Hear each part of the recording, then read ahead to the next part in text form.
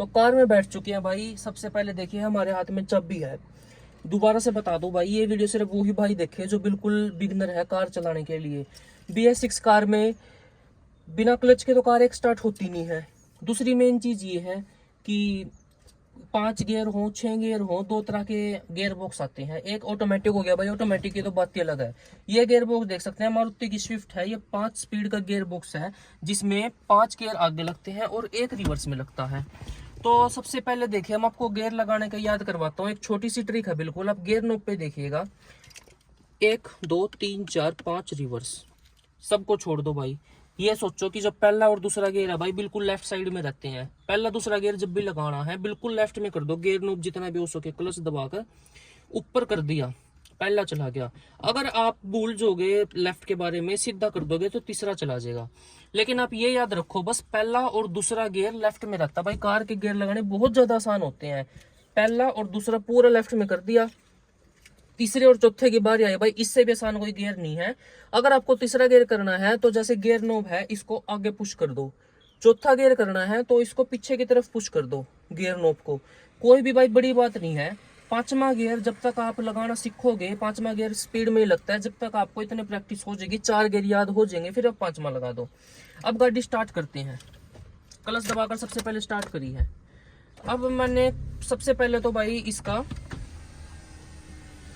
Clutch दबाया है। अब मैंने फर्स्ट गियर लगा दिया।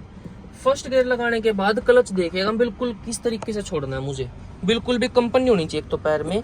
सबसे पहले तो एक तरीका होता है, कभी भी पैरों को ऐसे ना रखो सीधा। अगर आपको प्रो ड्राइविंग बाइक सीखनी है तो राइट वाला पैर हमेशा तिरछा रहेगा। तिरछा इसलिए रहता है, पंजे पंजे से एक्सेलेरेशन, पंजे पंजे से ब्रेक। जब भी पूरा पैर कभी भी रखोगे तो भाई ये समझ लो उस बंदे को कार चलाने का एक्सपीरियंस इतना नहीं है। टेढ़ा पैर रखना है। फर्स्ट गियर डाल दिया, ये क्लच को आराम से छोड़ूंगा। देखिए एक्सेलेरेशन पर पैर भी नहीं है, कार ऐसे ही चलेगी। बिल्कुल आराम से छोड़ दिया, कार हमारी चलने लगी है। अब जब हम पूरा क्लच छोड़ देंगे कार खुद चलेगी, तो हम कार में सेकंड गियर डाल देंगे उसी टाइम। सेकंड गियर डाल दिया मैंने।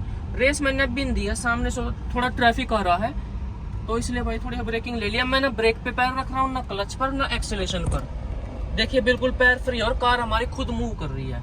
ऐसा आपको किस सिचुएशन में करना है, जब कार आपको थोड़ी स्लो डाउन चलानी हो। देखिए कार खुद ही स्पीड गेन कर रही है। अब मेरा क्लच ब्रेक पर बिल्कुल ही पैर नहीं है। थर्ड गियर लगाना मुझे, हल्की सी एक्सेलेरेशन लूंगा मैं। हल्की सी एक्सेलेरेशन लेकर थर्ड गियर लगा दिया है। कोई भी प्रॉब्लम वाली बात नहीं है। थर्ड गियर जब लगाओ, कोई भी गियर आपको बड़ा लगाना है, जो छोटा गियर है उसी गियर में थोड़ी सी रेस दो, बड़ा गियर लगा दो। अब तीसरा गियर है, मुझे चौथा लगाना है। मैंने हल्की सी रेस दी और चौथा गियर लगा दिया।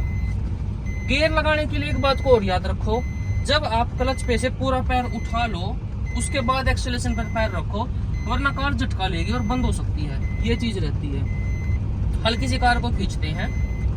अब स्टीयरिंग को हमें सीधा कैसे रखना होता है, जो आप ये वाइपर है सामने वाले, इस पर फोकस रखिएगा बिल्कुल लेफ्ट पैर पे। ये आपके नाक की सीध में होना चाहिए। कोई भी कार आपकी, कोई सी भी कार है, चाहे सीडान, हैचबैक या भाई बड़ी SUV होगी, बिल्कुल नाक की सीध में वाइपर को देखो। और जो स्टीयरिंग है, आप यहाँ पर एक टेप लगा लो। बिल्कुल कोई रेड ब्लैक कलर का स्टीयरिंग है तो रेड कलर की अपना कोई टेप वेप लगा लो, जिससे कि आपको कंफ्यूजन नहीं होगी कि स्टीयरिंग हमारा सीधा कैसे रहेगा।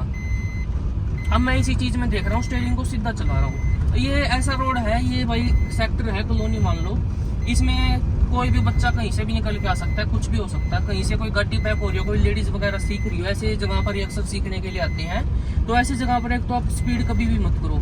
अब ये मान लीजिए मुझे यहाँ से यूटर्न करना, उसके लिए क्या प्रोसेस रहेगी। सबसे पहले ब्रेकिंग करनी है, कार लगने लग जाए, RPM नीचे गया, एक गियर छोटा, दो गियर इकट्ठे नहीं करने हैं। फिर कर दिया भाई दूसरा गियर, सामने से बाइक आ गई तो बिल्कुल रोक दिया मैंने, बिल्कुल रुक गया कार, तो फर्स्ट गियर में उठेगी। अब मेरा एक्सेलेरेशन का काम नहीं है, मुझे सिर्फ क्लच छोड़ना है। क्लच आधा छोड़ के मैंने पूरा छोड़ दिया। अब इस टाइम मोड़ पर कभी भी एक्सेलेरेशन ना दो, और जितना हो सके क्लच को छोड़ दो उसका काम होने के बाद, क्योंकि क्लच प्लेट इससे जल्दी जाती है। हल्का सा एक्सेलेरेशन, देन सेकंड गियर, दोबारा हल्का सा एक्सेलेरेशन, देन थर्ड गियर। एक चीज याद रखो, रोड टूटा फुट्टा नहीं है, सिचुएशन सब बढ़िया चल रही है, तो कम से कम भी 2 सेकंड और ज्यादा से ज्यादा 5 सेकंड के अंदर अगला बड़ा गियर डल जाना चाहिए। 5 सेकंड नहीं, चलो 10 सेकंड ले लो। जैसे मैं धीमा चल रहा हूँ आपको सिखाने के लिए तो चौथे गियर में, वरना भाई अभी तक मैं 5वां गियर कर देता हूँ। अब पीछे से हॉर्न दिया व्हीकल ने तो थोड़ी सी स्पीड करेंगे और ये कर दिया मैंने 5वां गियर। स्टीयरिंग व्हील को मैं से तो दोनों हाथों से पकड़ कर रखो। देखिए भाई ट्रक ट्रेंड हो जाए वो बात अलग है, कुछ भी हो सकता है, लेकिन दुर्घटना घटने को किसी के भी साथ हो जाए तो स्टीयरिंग को दोनों हाथों से पकड़ कर रखो ताकि स्टीयरिंग की ग्रिप अच्छी बनी रहे और स्टीयरिंग थोड़ा सा भी स्लिप ना हो। अब हमारी स्पीड है यहाँ पर 50 की स्पीड है। अब ये देखिएगा इस स्पीड में मैं कार को छोड़ दूंगा, कार सीधी चली जाएगी, कोई दिक्कत नहीं है, लेकिन आपको स्टीयरिंग को पकड़ कर ही रखना है।